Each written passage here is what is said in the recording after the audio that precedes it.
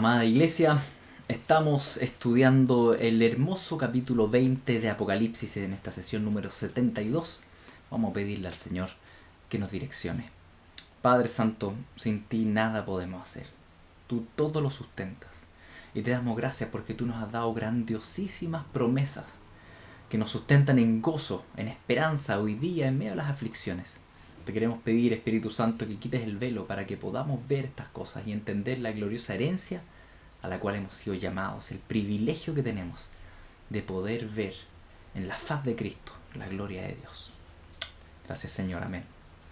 Bien, queridos, estamos leyendo el capítulo 20, Apocalipsis, un capítulo para muchos controversial, para mí, en lo personal, muy lindo y poco controversial, la verdad. Lo veo, al menos desde mi perspectiva, lo veo clarísimo. Dice, vi a un ángel que descendía del cielo con la llave del abismo y una gran cadena en la mano, y prendió al dragón, la serpiente antigua, que es el diablo y Satanás, y lo ató por 1000 años, y lo arrojó al abismo, y lo encerró, y puso su sello sobre él, para que no engañase más a las naciones, hasta que fuesen cumplidos 1000 años, y después de esto debe ser desatado por un poco de tiempo. Bien, hasta este punto hemos hablado, ¿no es cierto?, respecto a las posturas mileniales y más o menos cuál en la postura premilenial. Nos hemos dedicado un poco más a ver el tema de Satanás y también el tema de la guerra de Gog y Magog. Ahora me voy a centrar en los versículos que vienen, el 4 al 6, para hablar de la iglesia, de ti y de mí, que vamos a estar ahí presentes. Dice versículo 4, y vi tronos y se sentaron sobre ellos los que recibieron facultad de juzgar. Vi a las almas de los decapitados por causa del testimonio de Jesús y por la palabra de Dios, los que no habían adorado a la bestia ni a su imagen, y que no recibieron la marca en sus frentes ni en sus manos, y vivieron y reinaron con Cristo 1000 años. Pero los otros muertos no volvieron a vivir hasta que se cumplieron 1000 años. Esta es la primera resurrección. Bienaventurado y santo el que tiene parte en la primera resurrección. La segunda muerte no tiene potestad sobre estos, sino que serán sacerdotes de Dios y de Cristo y reinarán con él 1000 años. Gloria al Señor. Este es el texto entonces que vamos a analizar hoy día con mayor calma. Partamos desde el versículo 4. El versículo 4 dice, y vi tronos, y se sentaron sobre ellos los que recibieron facultad de juzgar. A ver, esto claramente tiene que ver con reyes, ¿no es cierto? Porque donde hay tronos, hay reyes, donde alguien tiene facultad de juzgar. Al menos en términos bíblicos hay reyes. Hoy en día el poder está dividido entre, ¿no es cierto?, el legislativo, el judicial y bueno, el gubernamental, propiamente tal. Pero en esa época, en la época bíblica, los que juzgaban eran los reyes. Se acordarán del rey David, por ejemplo, o del rey Salomón, que le llevaban los casos, ¿no es cierto? Y como rey él debía dirimir en justicia. Es una labor que hacen los reyes, la verdad. Entonces, acá dice que dice Juan que vio tronos y se sentaron sobre ellos los que recibieron facultad de juzgar. Esto aquí parte llamando la atención porque uno dice, bueno, el único realmente que debe juzgar y es rey de reyes es Cristo. Pero acá resulta que hay aparentemente una multitud de personas que también tienen la facultad de sentarse en un trono y de juzgar. ¿Cómo puede ser eso? ¿De dónde surge esto? Bueno, la verdad es que María ya lo había profetizado.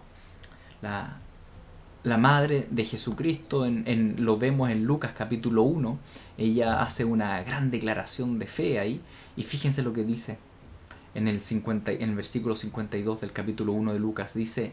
María dice, quitó de los tronos a los poderosos y exaltó a los humildes. Mientras está alabando y cantando porque el Señor le concedió, ¿no es cierto?, poder tener a Jesucristo en su vientre, ella alaba y dice, el Señor quita de los tronos a los poderosos, a los reyes.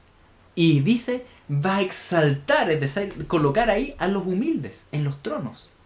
Hay una promesa que está ahí incipiente y que ya cuando vemos a Cristo, ¿no es cierto?, tomando a estos pescadores, a publicanos, a celotes, a hombres pecadores, tomándolos para que sean sus discípulos, ya vemos cómo esa profecía empieza a cumplirse, porque Jesús le dice a sus discípulos en Mateo 19, le dice lo siguiente, le dice frente a la pregunta de Pedro, bueno, ¿qué vas a hacer con nosotros que te hemos seguido?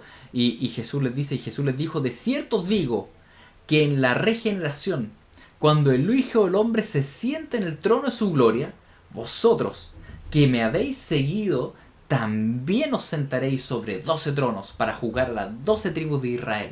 Jesús le dice a sus discípulos, piensen en esto, un pescador de la caleta, un publicano mal visto, y les dice, ¿saben qué? Ustedes van a ser reyes y van a juzgar. Eso le está diciendo. En la regeneración, cuando yo haga todo nuevo, lo vuelva a generar, la regeneración, la recreación, cuando yo haga todo esto nuevo, cuando yo venga, dice, yo los voy a colocar a ustedes en tronos para que juzguen las 12 tribus de Israel. Esto se lo dice a los 12 apóstoles. Ya vemos ahí que está cumpliéndose la promesa. Y la verdad es que hasta ahí ya sería asombroso pensar que estos pecadores y pescadores, ¿no es cierto?, el Señor los elevaría tanto como para que sean reyes y juzguen. Pero no queda ahí. La verdad es que no queda ahí. Es asombroso ver el recorrido bíblico hasta que llegamos a Apocalipsis 1, que analizamos hace muchos meses atrás, y donde dice: y de Jesucristo, el testigo fiel, el primogénito de los muertos y el soberano de los reyes de la tierra, el soberano de los reyes de la tierra, al que nos amó y nos lavó de nuestros pecados con su sangre y nos hizo reyes y sacerdotes para Dios su Padre. A Él sea gloria e imperio por todos los siglos. Amén. Jesucristo es el soberano de los reyes, Él está sobre todo. Y todo aquel que está en Cristo, ligado a Él por medio de la fe, es rey y sacerdote para Dios. Por tanto, no solo es una promesa que se cumple con los 12 apóstoles, la verdad es que esto se cumple con toda la iglesia. Se cumple contigo, se cumple conmigo. Y esto sí que ya es asombroso. Porque no sé si logramos entender. Nosotros vamos a hacer votaciones y votamos por presidentes y votamos por diputados y senadores. ¿Tú has pensado que tú alguna vez vas a ser presidente, presidenta? Tú vas a estar gobernando sobre el mundo, tú vas a estar en un trono, dice. El Señor nos ha hecho reyes y sacerdotes. Y esto después se confirma en Apocalipsis 5, donde los 24 ancianos dicen lo mismo, que el Cordero ha hecho a reyes y sacerdotes. Si de esto todavía no te convence, en 1 Corintios 6 dice lo siguiente, cuando Pablo está retando a la iglesia porque no hicieron bien un caso de disciplina en la iglesia. Él dice el capítulo 6, versículo 2: ¿o no saben que los santos han de juzgar al mundo? Y si el mundo ha de ser juzgado por vosotros, ¿sois indignos de juzgar cosas muy pequeñas? ¿O no saben que hemos de juzgar incluso a los ángeles? ¿Cuánto más las cosas de esta vida? Fíjense lo que dice acá Pablo. Pablo sabe, dice, ¿acaso ustedes no saben que se van a colocar tronos? Y ustedes se van a sentar en esos tronos y van a tener que juzgar cosas mucho más difíciles que lo que estaba pasando ahí en la iglesia de los Corintios. Dice, ¿acaso ustedes no saben que incluso van a juzgar a los ángeles? Es decir, a los ángeles caídos, ¿no es cierto? Imagínense, el pueblo de Dios, si tú eres pueblo de Dios, si tú crees en Jesucristo, tú estás ligado a Él. Como estás ligado a Él, tú eres rey, reina, sacerdote, igual que Él, y por tanto te sentarás en el trono con Cristo para juzgar. Tremenda verdad, una verdad que debiera alegrarnos, como dice el salmista. Considerar eso, en este mundo tal vez tú eres un don nadie, en este mundo tal vez tú eres un pisoteado, en este mundo nadie te pesca, pero la Biblia dice, alégrate, en el Salmo 149, regocíjense los santos por su gloria y canten aún sobre sus camas. Cuando estés ahí en la cama, dice, piensa en esto y alégrate. Exalta a Dios con tu garganta. Exalten a Dios con sus gargantas. Y espada de 2 filos en sus manos, para ejecutar la venganza entre las naciones y el castigo entre los pueblos, para aprisionar a sus reyes con grillos y a sus nobles con cadenas de hierro, para ejecutar en ellos el juicio decretado. Gloria será esto para todos sus santos. Fíjense, ¿de quién va a ser gloria este juicio decretado sobre los reyes? Dice, de los santos. Nosotros vamos a estar decretando juicio sobre el mundo. Y sobre, como decía ahí 1 Corintios 6, sobre incluso los ángeles caídos.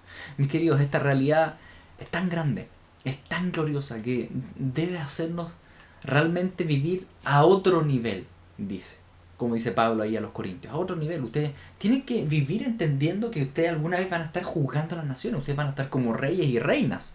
Ahora, ojo, dice Jesucristo, el privilegio es tan grande que ustedes primero tienen que vencer como leímos también meses atrás en Apocalipsis 2:26, cuando el Señor le decía ahí a la iglesia: al que venciere y guardare mis obras hasta el fin, yo le daré autoridad sobre las naciones, y las regirá con vara de hierro, y serán quebradas como vaso de alfarero, como yo también le he recibido de mi Padre. Eso dijo Jesús. Tú tienes que entender el privilegio que significa creer en Cristo. El privilegio es que tú algún día tú vas a tener autoridad sobre las naciones, como Cristo tiene autoridad sobre las naciones. Y así como Jesús va a regir la tierra con vara de hierro, también tú. Por tanto, dice, es necesario que venzas y que guardes las obras de Cristo hasta el fin, que perseveres hasta el fin, que vivas perseverando y buscando al Señor con esto en mente, como dice ahí, o como dice el capítulo 3, versículo 21, al que venciere, le daré que se sienta conmigo en mi trono, así como yo he vencido y me he sentado con mi Padre en su trono. El Padre concede el trono al Hijo, y el Hijo concede el trono a sus hermanos, a ti y a mí. ¡Qué tremenda promesa! A la luz de esa promesa, ¿cuánto debemos prepararnos? Imagínate que naciste en la familia de la realeza. A los niños en una familia de realeza los educan desde chiquititos para que cuando en algún momento de su adultez ellos ocupen el trono sean dignos del trono. Y eso puede ocurrir cuando muere el antecesor, puede ser que eso ocurra cuando tengan 60 años, pero se preparan toda la vida para el momento donde asuman el trono. Asimismo dice Jesús, tú tienes que prepararte toda tu vida. No porque eres digno, nunca lo vas a hacer. Eres digno solamente porque estás en Jesús. Pero eso no significa que puedas vivir en libertinaje. Tú tienes que vencer. Tienes que estar preparado porque algún día tú estarás sentado ahí juzgando a las naciones. ¡Qué inmenso privilegio! No podemos comprenderlo. Es necesario vencer. ¿Es necesario vencer sobre qué? Bueno, cuando ya vemos el cumplimiento en esto, en Apocalipsis 20, vemos que el pueblo final venció sobre algo, sobre alguien. Dice, versículo 4, vuelve a Apocalipsis 20, y vi tronos, y se sentaron sobre ellos los que recibieron facultad de juzgar, la iglesia. Y vi a las almas de los decapitados por causa del testimonio de Jesús y por la palabra de Dios. Decapitados. Este pueblo de Dios, mis queridos, estuvo dispuesto a morir por Cristo, por el Evangelio. Estuvo dispuesto a morir por lo que el Señor había dispuesto para ellos. Alma de los decapitados por causa del testimonio de Jesús y por la palabra de Dios. Los que no habían adorado a la bestia ni a su imagen, y que no recibieron la marca en sus frentes ni en sus manos, y vivieron y reinaron con Cristo 1000 años. Mis queridos, esta iglesia final, la iglesia que vivirá la resurrección, el arrebatamiento, ¿no es cierto?, cuando venga Cristo, esa iglesia tuvo que prepararse, tuvo que vencer, como dice ahí en Apocalipsis 2 y 3. Tal vez seamos nosotros, tal vez esto sea nuestro tiempo.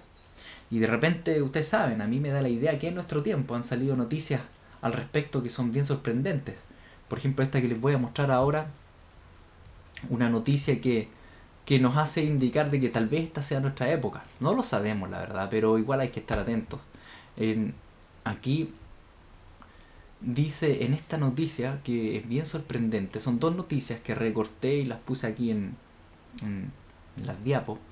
Dice que Estados Unidos ordenó 16.000 cuchillos de guillotina a México, y que compró guillotinas inteligentes, 16.000 guillotinas inteligentes para distribuirlo en sus bases militares en Estados Unidos. ¿Para qué un país compraría hoy en día guillotinas? Yo creo que no se ocupan desde la Revolución Francesa, que uno sepa, tal vez lo ocupan ahí en el mundo oscuro que uno no sabe, pero ¿para qué un país pediría 16.000 guillotinas? A mí esto, cuando leo este tipo de noticias, lo primero que pienso es en Apocalipsis. Porque en Apocalipsis sale que el pueblo final, la iglesia final, va a ser decapitada. Por tanto, para mí, al ver esta noticia, uno dice, bueno, probablemente esta es la época. Entonces, dice, y vi tronos, y se sentaron sobre ellos los que recibieron facultad de juzgar. y las almas de los decapitados. Mis queridos, tal vez sea nuestra época, tal vez seamos nosotros. Y uno dice, ¡uy, qué terrible! No es terrible morir por Cristo, es un honor y es un gran privilegio. Y si es por decapitación, que así sea. Dice, porque ellos vencieron, han vencido. ¿Se acuerdan que vimos unos capítulos anteriormente cómo se vence al diablo?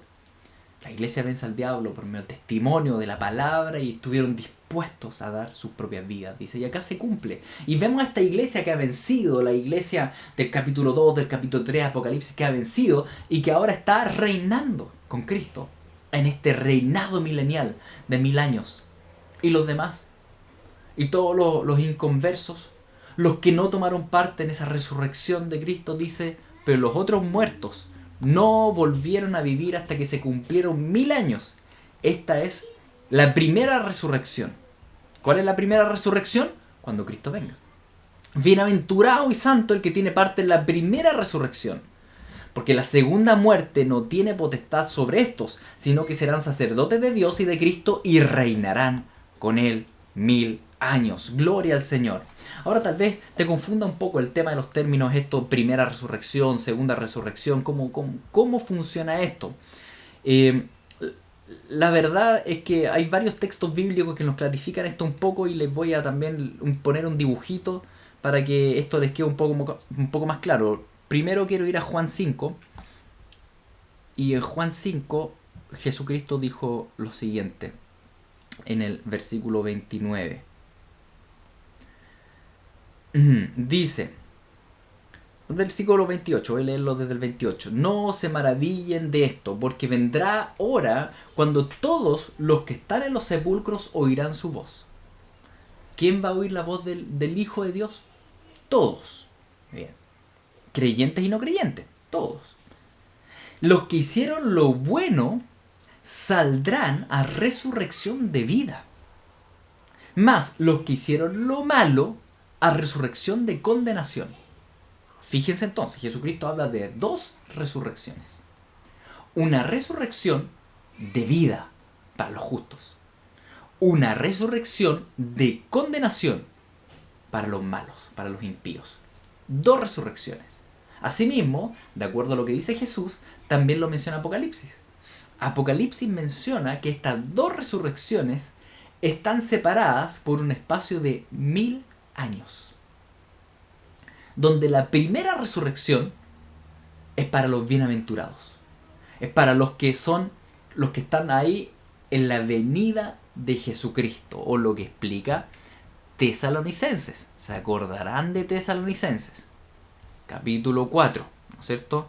Cuando dice ahí al final, porque el Señor mismo con voz de mando y con voz de arcángel y con trompeta de Dios descenderá del cielo y los muertos en Cristo resucitarán primero.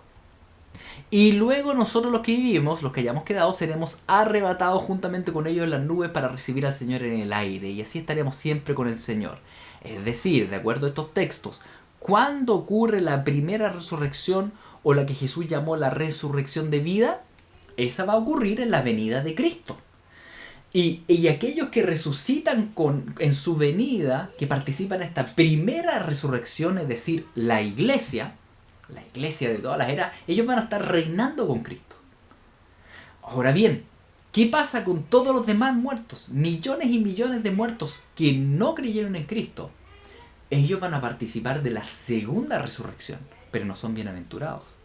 Porque esa segunda resurrección es una resurrección que va a condenación. Así lo dice Jesús. ¿Cómo lo dice Apocalipsis 20? Una resurrección al juicio del gran trono. Dice, y vi un gran trono blanco, y el que estaba sentado en él, desde delante del cual huyeron la tierra y el cielo, y ningún lugar se encontró para ellos. Y vi a los muertos, grandes y pequeños, de pie ante Dios, y los libros fueron abiertos, y otro libro fue abierto, el cual es el libro de la vida, y fueron juzgados los muertos por las cosas que estaban escritos en los libros según las obras. El mar entregó los muertos que había en él. La muerte, el Hades entregaron los muertos que había en ellos y fueron juzgados según sus obras. La muerte y el Hades fueron lanzados al lago de fuego. Esta es la muerte segunda. Y el que no se halló inscrito en el libro de la vida fue lanzado al lago de fuego. Este texto lo vamos a analizar en la siguiente sesión con mucho más calma. Por ahora, vemos que hay dos grupos de resurrecciones. El grupo de los creyentes que resucitan la venida de Cristo. 1000 años después, el grupo de los incrédulos que resucitan para condenación. Y por eso aquí habla de la muerte segunda. Es decir, murieron una vez, están ahora ahí en el Seol, ¿no es cierto?, en el infierno, y resucitarán para pararse ante el trono de Dios y ser juzgados en carne por lo que ellos cometieron en carne. Y serán echados al lago de fuego y por tanto experimentarán una segunda muerte, y esta es muerte eterna, sin más resurrección. Terrible, terrible, terrible realidad. Si vemos esto en un dibujito, en un esquema, sería el siguiente.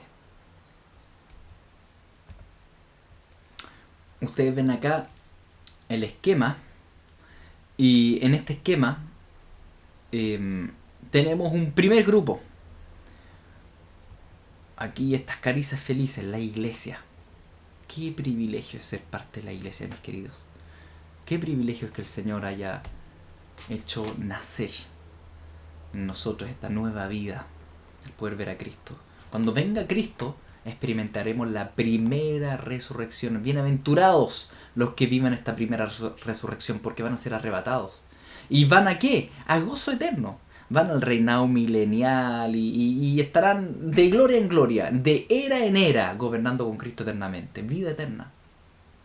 En cambio, los incrédulos, los que se resisten a Dios, los ateos, agnósticos, póngale la religión que sea, y que no creen en Cristo, son rebeldes a Cristo, después de 1000 años, después de este reinado, cuando termine lo que tenga el Señor determinado, lo que estuvimos hablando en la sesión anterior, ellos también van a resucitar. También sus cuerpos van a volver a la vida. ¿Para qué? Para pararse delante del glorioso trono de Dios. ¡Qué terrible! Y de ahí van a ser lanzados a muerte eterna. Así como son bienaventurados los que participan de la primera resurrección, cuán en realidad no bienaventurados, sino que malditos, o como dice el texto bíblico, siempre hay de ellos, hay de los que participan de la segunda resurrección, porque ellos van a la segunda muerte, a muerte eterna. En cambio, el creyente que participa en la primera resurrección no va a muerte eterna, ha pasado de muerte a vida, como dijo Jesucristo en Juan 5, pasó de condenación a vida. El que esté inscrito en el libro de la vida no será juzgado. Mis queridos, qué privilegio tan grande tenemos. No vamos a ese juicio final que aparece ahí en Apocalipsis 20. Como les decía, próxima sesión tenemos que analizarlo con más calma. Por ahora, creo que es importante reflexionar en este privilegio de la resurrección y asentar ciertas bases doctrinales respecto a la resurrección. Es importante creer en la resurrección de todo ser humano. Todo ser humano va a resucitar. Todo ser humano, dice la Biblia. Tanto malos como buenos. Unos para vida, otros para condenación. Unos para presentarse en Jesús delante del Padre y por tanto ser cubiertos. Otros para presentarse sin Jesús delante del Padre, y qué terrible va a ser eso. Ahora tal vez te cueste mucho la idea de pensar en resurrección. ¿Cómo puede ser esto? Algunos incluso con este tema dicen, bueno, uno puede cremar o no a un muerto. ¿Qué pasa con la resurrección? Miren, no creo que sea más fácil juntar un cuerpo, resucitar a alguien que fue comido por gusano debajo de la tierra, que alguien que fue hecho ceniza en fuego. Para el Señor, la verdad, es lo mismo. Y tal vez tú dices, no, pero eso es muy raro, no creo que haya resurrección. Bueno, la enseñanza de la resurrección, dice Pablo, es crucial en doctrina cristiana. Crucial. Veamos esto en 1 Corintios 15, que habla precisamente de este tema. Dice en 1 Corintios 15, versículo 12. Pero si se predica de Cristo que resucitó de los muertos, ¿cómo dicen algunos entre ustedes que no hay resurrección de muertos? Porque si no hay resurrección de muertos, tampoco Cristo resucitó. Y si Cristo no resucitó, vana es entonces nuestra predicación. Vana es también nuestra fe. Y si somos hallados falsos testigos de Dios, porque hemos testificado de Dios que Él resucitó a Cristo, el cual no resucitó, entonces, en verdad, los muertos no resucitan. Porque si los muertos no resucitan, tampoco Cristo resucitó. Tampoco dice. ¿Cómo pueden decir eso? Y si Cristo no resucitó, vuestra fe es vana. Aún están perdidos ustedes en sus pecados. Entonces también los que durmieron en Cristo, los que murieron, perecieron. Si en esta vida solamente esperamos en Cristo, y no en la venidera, entonces somos los más dignos de conmiseración de los hombres. Mas ahora Cristo ha resucitado de los muertos, y primicias de los que durmieron es hecho. Fíjense el énfasis con el cual habla Pablo referente a la resurrección. Él dice todo ser humano va a resucitar. Y eso es doctrina elemental. ¿Por qué es elemental? Porque tiene que ver con la resurrección de Cristo. Si tú no crees en la resurrección del ser humano, entonces no crees tampoco en la resurrección de Cristo. ¿Para qué va a resucitar Cristo? ¿Para qué Él va a tener un cuerpo humano físico si después los seres humanos no van a volver a tener un cuerpo humano físico? ¿Para qué? Dice. Si tú niegas la resurrección de la iglesia, niegas la resurrección de los incrédulos, entonces estás negando la resurrección, la mismísima resurrección de Cristo, que es esencial para tu fe. Y si tú no crees que va a haber resurrección futura, entonces no crees que resucitó Cristo y tu fe es vana. No tienes esperanza. Significa que el que muere, muere. Y no es esa la esperanza que tenemos. La esperanza que tenemos es que ya que Cristo resucitó como primicia, Él también va a resucitarnos a nosotros. Y no solo a nosotros, también a los incrédulos, para que se levanten y se paren delante del trono de Dios a recibir condenación. Mis queridos, la importancia de sostener la doctrina de la resurrección tiene que ver con el mismísimo evangelio, con entender de que eso habla de la muerte y resurrección de Cristo. Entonces, si tú crees que Jesús murió y resucitó por ti, tú también debes creer que tú vas a resucitar, que todos van a resucitar, tus abuelos, tus bisabuelos, todos. Ojalá resuciten en la primera resurrección. Qué linda va a ser esa resurrección. Cuando venga Cristo y con voz de trompeta y de arcángel, ¿no es cierto?, levante a los muertos y salgan de sus tumbas y con cuerpos glorificados vayamos a presentarnos delante del Señor. Qué lindo va a ser eso. Cuerpos nuevos. Cuerpos que ya no sean corruptibles, porque lo corruptible no puede heredar la vida eterna. Eso va a ser glorioso. Anhelamos esa resurrección. Cuando hoy día estés con achaques en tu cuerpo, que ya no dan más las rodillas, que la espalda, que tal vez alguna enfermedad crónica, que los riñones. Recuerda que el Señor tiene un cuerpo eterno y glorioso para ti. Ahora bien, ojo, si tú no crees en Cristo y estás escuchando esto, es tiempo de entregarse a Él. Porque también tú vas a resucitar. No en la venida de Cristo, sino que después, cuando Dios llame con voz poderosa a presentarse toda criatura delante del trono de Dios. Y ahí vas a resucitar también, vas a volver a recibir el cuerpo, pero para presentarte en carne ante el Dios Todopoderoso. Y rendir cuenta por todo lo que hiciste con tu carne, por todo lo que hiciste con tu cuerpo, por tus pensamientos, por tus palabras, por tus obras. Qué terrible va a ser eso. Mis queridos, qué privilegio es estar anotados en el libro del Cordero, donde el Señor nos va a permitir no solo ser parte de la primera resurrección, sino que no tener parte en la segunda muerte. Nosotros los creyentes en Cristo solo vamos a morir una vez, si es que no somos arrebatados antes. En cambio, el incrédulo muere 2 veces. La primera vez para ir al infierno del Seol. Después resucita para ir al juicio final y de ahí ser lanzado al lago de fuego. ¡Qué terrible! Qué terrible es ser parte de la humanidad caída sin haber sido redimidos por Cristo. Qué gran privilegio es haber sido salvados por nuestro Señor Jesucristo. Eso debería hacernos saltar de alegría, mis queridos, todos los días de nuestra vida. No te imaginas el privilegio que tenemos. Vamos a ir de gloria en gloria y nos vamos a sentar en los tronos para juzgar a las naciones. Incluso los ángeles caídos, incluso a los demonios, van a ser juzgados por nosotros. Qué privilegio. Debemos vivir a la luz de la dignidad del llamamiento al cual hemos sido llamados. Estamos viviendo muchas circunstancias adversas en este mundo, muchas cosas que son difíciles, pero es necesario que los vivamos.